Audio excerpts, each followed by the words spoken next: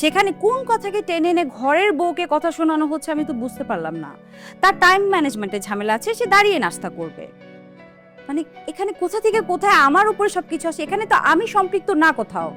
Absurd কথাবার্তা সব এই বাসায়, ভালো লাগে না। আমার ছেলে কোনো ভুল কথা বলেনি। মা বাদ দাও না প্লিজ, শি ইজ রাইট। আমার এভাবে কথা বলা ঠিক হয়নি।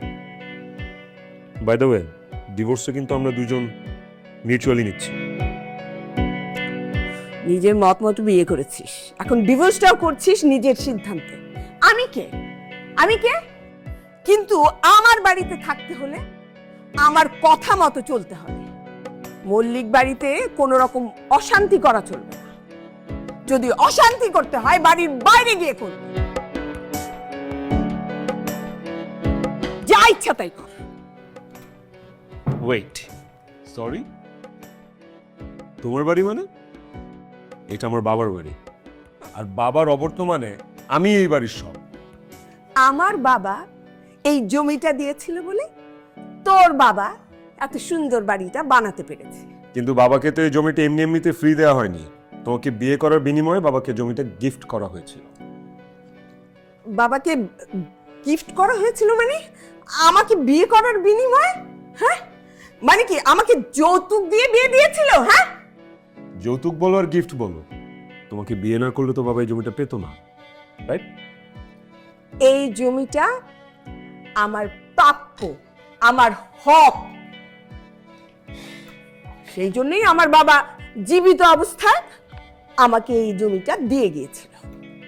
তোমরা মেয়েরা অনেক লাকি, তোমাদের অনেক অ্যাডভান্টেজ। বাবার কাছে হক, স্বামীর কাছে অধিকার, ভাই থাকলে আবদার, তাই না? আর আমরা ছেলেরা হচ্ছি। এনিওয়েজ, আমার তো দেরি হয়ে যাচ্ছে মা, আমি আসি তাহলে। হ্যাঁ, বাই। পরে কথা হবে। Bye bye bye bye. দেখো কতগুলো কথা শুনিয়ে গেল। এটাই আমার কপাল। মা না একটু খিটখিটে মেজাজের হয়ে গেছে। মনটা আগের মতো নরমই আছে, বাট স্টিল মুখে যা আসে তাই বলে ফেলে। ফাইজ আবার এই বিষয়টা নিতে পারে না। ডিভোর্সের সিদ্ধান্ত কি তুই নিয়েছিলি?